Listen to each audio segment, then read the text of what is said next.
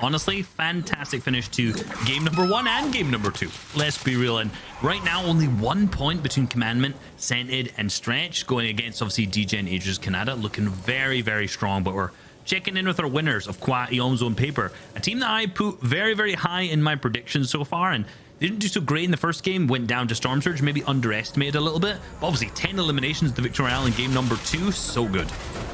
Yeah, just a huge game. They went down 23rd in the first game after being alive for 18 minutes. So it wasn't a problem of making out of their draw spot. You can see it's uncontested. They made it well past and beyond that first Storm Surge, but it was that mid game. It was right around when you start making those rotates to half in, half out. They were just sniped out of the competition. And that's a huge setback, but wait for them to bounce back now and put themselves pretty up inside the top 6 here. Not quite inside the top 5. They're just 3 points shy of DeRoller, Spegu, and Straw Hat Charlie, who have also managed to maintain consistency for the last 2 games. So a lot of teams so far, I'd say our entire top 10 showing excellent just attention to be able to pop off right now in the season. Yeah, you know, one of the things that I find really interesting about this team is that Quan Paper, last season when they were playing with Nico, right? I vividly remember in the first qualifier, they lost 5 times off spawn, right? Do you think, why are you bringing that up, Reese? That's not something you want to hear off the top of your head. The single game they made it off spawn, they picked up the Victory Royale. Then the week after that, they were uncontested and they placed 2nd. So the way I look at this team is like, right, off spawn, we'll say not a strength. That's the nice way to put it. But if they're managing to get off spawn, really good understanding of the game and how to obviously get through Storm Surge, pick up big games, pick up Victory Royales. So for them, like, I definitely think they're a top team in the region. Obviously, they've ended up switching out their third for Iomzo here, who is definitely a top tier player of the season. I definitely say is an up and comer and has been starting to make finals last season, for example. You know, starting to creep his way into more and more top tier results. So I'm thinking for these guys, right? We saw a big Victory Royale. First game, potentially some issues. I'm thinking we see some good consistency from them.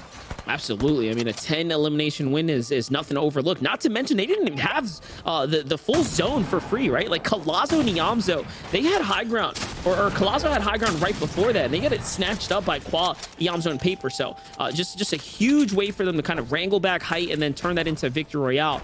Here, though, as we kind of just glanced over what all happened there, Cold Seas and the fellow trio here from Team Elite just end up wiping things up right now. They have themselves a nice little 3-piece elimination there at the Coral, and that's a draw style you don't typically see contested like this. Well, what's interesting is that's not where they landed the first game, right? Because they were landing in the mid-map. So they'd switched around where I think were Bony Birds in the previous one. They were, and they're consistent getting to fights. Obviously, we saw Convictus team pushing on in. We saw there's another team already landing there with them. So they've decided to change up with the 23 points that they had, that they're going to move on over to Coral Castle time. So, you know what? Worked out so far. We'll see how it plays for the rest of the game. But back in Bony Burbs, we see Convictus team just pushing in from that kind of west side drop spot from the crash site. And we'll see if it works out this game, right? They did make it to endgame. Remember, we saw OMGB down in the big cavern right in the endgame, still in it. Unfortunately, obviously not managing to make a huge game out of it, but their early and mid seemed to be okay. Yeah, he was one of the unfortunate few that I was briefly talking about. If you committed to the low ground, it was a sad time. He didn't have a launch pad to get back up, so caught in that blender down low. Good game for them. Yeah, overall though, still managed to pull out a 10th place with 5 elims in that previous round. Game 1 being the roughest of the bunch for them, so kind of mixing things up right here, taking a bit of an earlier fight now up against Nosh and Skittles, but a fully healthy Nosh and Skittles, and also landing the shot. You heard there in the distance, OMG just gets his shield completely ripped by Nosh there, and Convicted though, popping off here, comes back with the 180. Great tags, but not good enough to defend off the Nosh and Skittles here, alongside Nut with the full team wipe right now.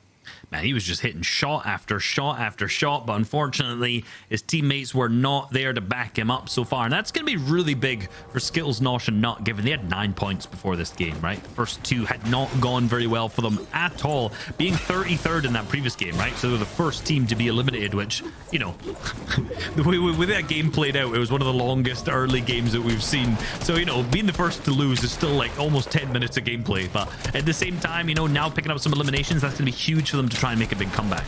Yeah, mind you, the comeback story is to break top 5 to qual your way straight to the big final stage here. So anything can happen. There's still plenty of Fortnite games in front of you. And that's the thing.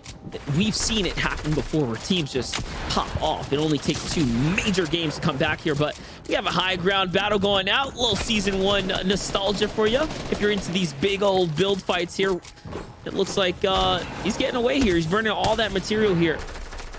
Yeah, the beautiful thing is that this drop spot is there's so much brick. So all these players, even though it's so in there so early in the game, they just have tons of materials. But hold on, Elite ends up going down to Crackly at this point, and Gold ends up going down at the top. So that's the 2v2 fight. Look at how high this is. Diego down below, potentially chopping this whole build out. So this could be an easy elimination if he goes through it, but he's being beamed as well. Cease is keeping his eyes on him.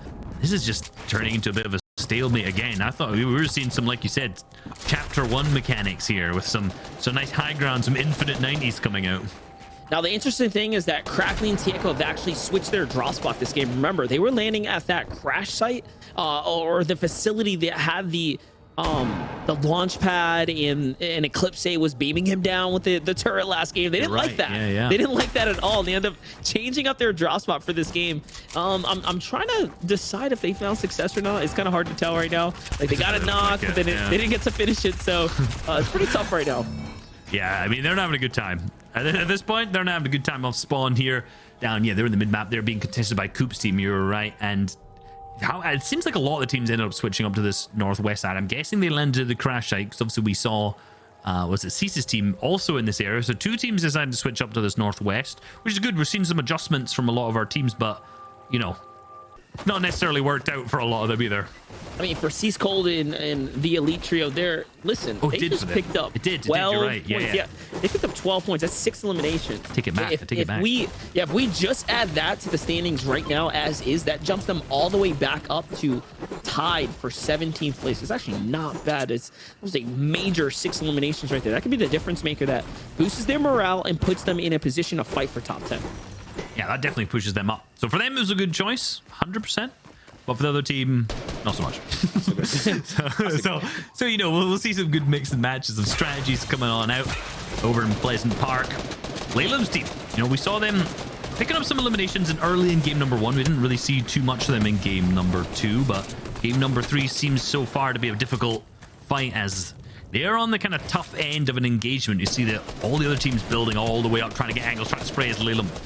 Very, very familiar with trying to shoot and fight people who are much higher than him, as is absolutely creative war in particular when it comes to zone war. So I would love to see some mechanics coming out, some super mechanical plays here, as it's XNB's team who's just sitting spraying, and he actually had the sideways minigun there and he managed to pick up Laylam himself. So now this is a 3v2 fight. Yeah, unfortunately, Laylam was just favoring that left camera peek a little too heavily there. He didn't really reposition him there, and that's probably the major reason why he was out-angled. On the other side, though, Santhreki just trying to bounce back here. What can he make happen? Santhrek's going to hop in the box here. Here comes the SMG. The follow-through is good. That's a knock onto XMB. Almost gets the finish shot, but no, it's only a 39 tag. It's going to take a couple more seconds for his siphon to come through, so give him a moment here. On the other side, though, 2 are still left in here. He can potentially clutch this up. It's not going to be easy, though. Man, I'm very impressed by Santhreki's mechanical abilities right now. He's managed to pick up that first knock onto XNB. The full finish comes through. We see the other players knocked in the back there. So Stacky is actually down, which leaves Posed as a solo. So this could be the time for Sand to clutch up. Winnable. See Posed taking his time, definitely popping some shields. And I think he's got to go for the res play at this moment. Hopefully no other team rolls up, which if we look on the minimap in the bottom right, we can see whole trio starts to make their approach. And the wall's taken. Santhreki's in the box at this point. He's playing his pumps out, playing super slow, trying not to get anything traded back damage to him. And yeah, you hear the spray now. That other trio starts to roll on in, and for Sand, this is going to be awful rough. It's a Pertas team, and Stacky is fully finished. Pose manages to get his way out, and man, for both teams left as a solo, this is looking kind of rough. Look at this. Santher's going to jump in a cone right now, get his heal on. He did manage to pick up those extra reboot cards. Now, with the Perter and company, they're on the prowl here. Pose is going to dip into the storm as a desperate attempt to possibly find a vehicle and just distance himself from these opponents here. You know, no one's going to really think, hey, yeah, he went in the storm there. So well played for everyone just to pretty much clear out, right? Let the smoke clear, let the dust settle, and hopefully a Perter and company will rotate out. Back over with Kanata, Aegis, and Degen. Kanata, who is just living off of that previous rampage he just came off of in the last game. You know, vibes must be extremely high here. So for Rithmal, Observo, and Kid Crazy here, I mean, they got to be careful. This is a team that's on fire right now. Yeah, in particular, Canada, that gold pump in the inventory. If there's one single player that you don't want to have that, it's going to be Canada right now. He's going to be one trading shots, trading 203s. There it is. Thing. But hold on, he's been traded back, and he is now picked up. Potentially, I spoke too soon. It's now up to Agers to try to trade the shots back. He's been picked up too. Degen now left as a solo with 162 HP, down to 123 as the teams start to make their approach, and he has to figure out what he's going to do. We've not seen a single knock on this team. It's crazy. It's Crazy's team who actually manages to pick up both finishes now. So it's now Degen fully as a solo with a good loot. But I'm sorry, without your teammates, it's not going to be looking good with an AE player man still alive right now. Mind you, I was just going to say, Muzz and Bugha are making the rotate, sneaking across the bridge. Take a look at this, keeping a very low profile here. You saw some of the shots coming in, and I think it was due to one of the suppressed ARs in possibly the hands of Miro, Muzz, or Bugha here. So they definitely have the little bit of element surprise here, and you can see this is why Degen's positioning himself on the southern portion of this fight right now, not trying to expose himself to the north side. So it could potentially work out where a Zervo, Kid Crazy, or Riffmole expose themselves and they get just deleted right now. Yeah, but they're tunneling in. They're doing a really smart play. They're actually almost being overcautious here, but it seems to have worked out very, very well because Bugha's team is obviously, like you mentioned, sneaking on up. That extra use of the extra materials that were here paid off big time, because that could have been, like you mentioned, a 3-2-1 play where I think Riftmall would have been picked up at that point, leaving the rest of the team to go down. So that very small amount of building that they put out, that very small amount of just like carefulness, definitely gained them a ton more points, because you know what, they can probably play the rest of the game out now. Yeah, and you know what, that little bit of precaution, because they realize, hey, we have so many mats here, it's just, you know, literally full box their way into the new zone. That is the difference right now as to why they don't just get full ambushed right here. But Bugha, Muzz, and Miro decide that this is going to be their fight for Storm Surge right now. They need these tags as much as anyone else. Being 100 damage above the Surge is just not going to cut it. Not this early in the game right now. So for Riffmole and crew, hopefully they have enough to hold out, because Muzz, Miro, and Bugha might just have to push that box. You got to remember, they were being tagged by Surge in the moving zones before. So, you know, for them, this is an adaptation that they've made, right? You know, they struggled a little bit with Surge in the previous game. Now they understand that they've got to do what they do. I think this is probably going to be Degen. Yeah, this is Degen down there as a solo. So he's probably managed to get the reboot cards and dip out. But again, if you look, there's a full trio on the far side pushing up to Degen. So he did a great job getting away. But I think potentially for him, it's not looking so good down there. But for Bugha's team, it seems to be a little bit of a stalemate up here when it comes to these trading of tags. This game for Degen right now just must feel really bad. His heart full trio pumping. Full trio on the ambush, full trio takes him out, he gets chased, and now full trio at the spot that he tried to retreat to. And look, they're just swarming in there on the map. I'm just waiting for it to happen at this point. Looks like Jack's gonna find a little elim in the feed there, as Miro's starting to swing his way on over to the front side of the dam here to see if he can get some shots in. And there it is. We get this wide shot here. It is the Middle Eastern plus OCE trio that rolls on up, and they find Degen there. And free elim for them, essentially. I'm laughing here because you can see Miro wants to fight. Can you not? You see him jump on the zip line, he goes down, and I'm just imagining in my ear, I'm hearing in Bugha's voice like, no, we must rotate. We must find our positioning, Miro. We must not fight. I know we can win it. We must. Like, these guys are drones. Let's push them. I'm telling you. These are easy elims. These are so Middle free, Eastern bro. What do you players. It's free, bro. I could see it. That's what I'm hearing when I just saw that quick him jump on the zip line, turn around, and say no thanks. Yep, and there it is. So they managed to do enough. They get their tags here, and now they make their rotate right now, leaving all the teams cowering behind, waiting for them to go ahead and make their late rotates. Scented and Commandment are going to be the next hurdle that they're going to have to overcome, though, if they want to make it past that mountain there for free.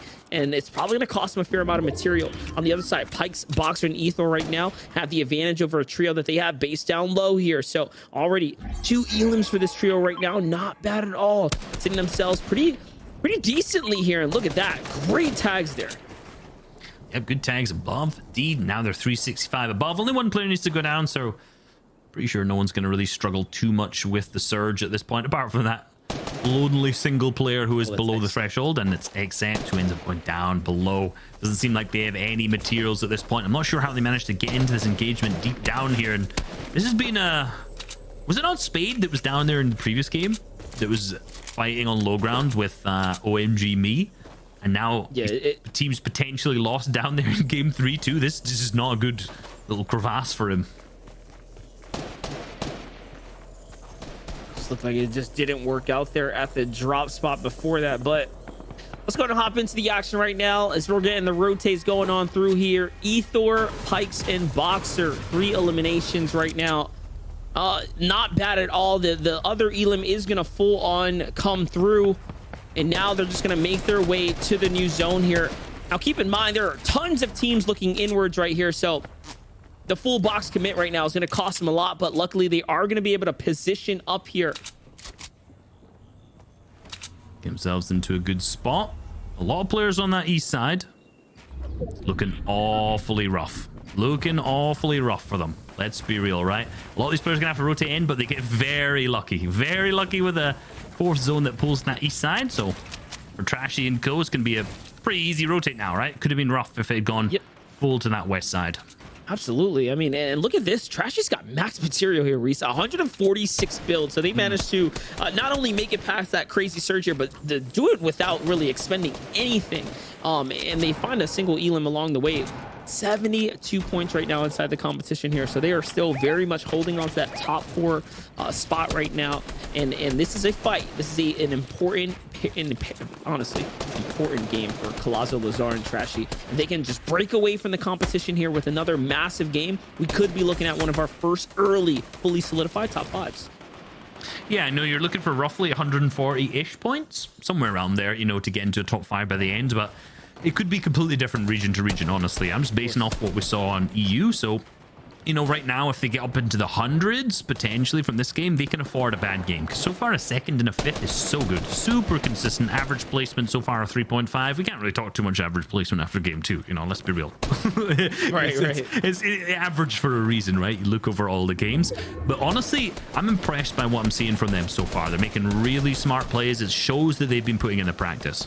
That'd be like me, right? I win a game and I'm like, yep, 100% win rate on the new season. You know, that's how we doing it out here. Yo, but do it whatever you can. Just make it work, right? Right. Just do it just like that. Hey, the numbers don't lie. On the other side, though, these numbers are putting up big damage onto XMB's trio as he is left to pick up the pieces here of the shattered glass. All his boys being down.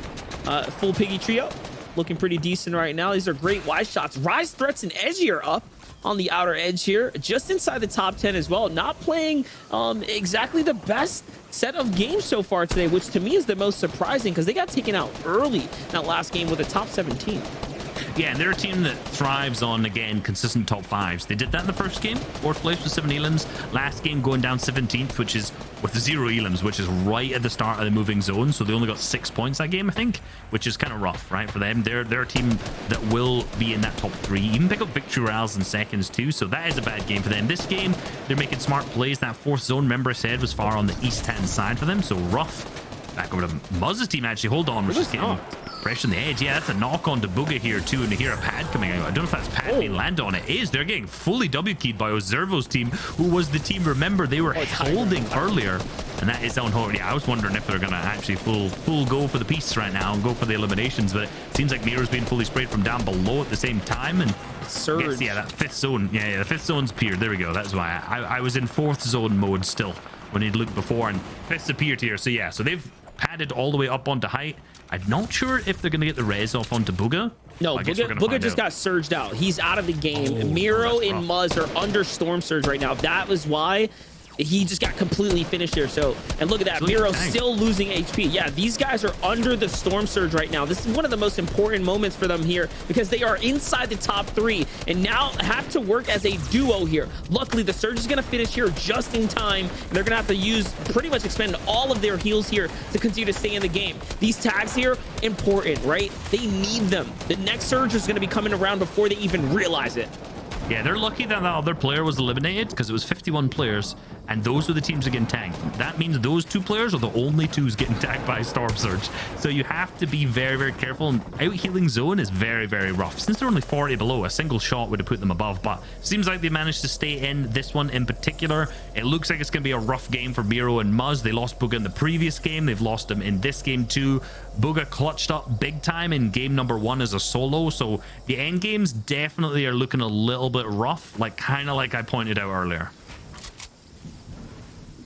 For sure. Now we take a look at the high ground here. 3 eliminations for Zervo, Kid Crazy, and Riftwell. seems like things are going pretty well for them. High ground hold here, Reese, and they get to make this full move right now. Kid Crazy is sliding across here. And look at this. They have all the distance in the world. This is sitting on old enemy builds. Jack and Acorn are sitting up just underneath them. Miro and Muzz managed to restabilize themselves and also position themselves right inside that mix there too. They're back in indeed. Zervo, like you said, still up on high after a very awkward early and mid game indeed. And it seems like they're in the power position. We're going to see what goes on as the pads start to come out. We saw Day padding ahead there. See them trying to go all the way into this Weeping Wood zone as Jackson. Acorn have lost slacks. Acorn has no shield to his name either. And this is going to be a rough first moving for them, especially if they can't find a good space to land from the pad. Yeah, definitely here. Jack, Acorn, and Slacks. Slacks is out of the competition right now. He's going to get big time tagged there too. And mind you, Acorn really doesn't have much HP to work with as far as extra shields go. Here goes the launch pad. He is going to be able to slide on out there. It's going to cost him about 20 HP there, but it is going to be just fine as he makes this full rotate here. Scented finds one inside the feed there. That's Kid Crazy, who was on high ground, by the way. So how in the world did they end up not being able to solidify it on that free rotate there? We'll have to find out later. On the front side of the zone, though, Nut is there making his move here. Two Stretch is fighting for it, though. He's going to take out Miro. That's one man down from that equation, which means Muzz is still alive in here, earning his way to placement points as well. They're looking very, very strong coming into this game, looking in a good position, trying a good job to get ahead of the storm, way above the threshold, unlike the 11 players who won't be at this moment. Donegral goes down in the feed. They're going to hit the short pad, and I'm worried the fact that they have no shields, and Stretch misses the pad, unfortunately. Hopefully he's going to be able to get back to his team, and it's Nosh, Skills, and Nut, who had 2 points after this game, somehow now up on high ground, looking to clutch it back up.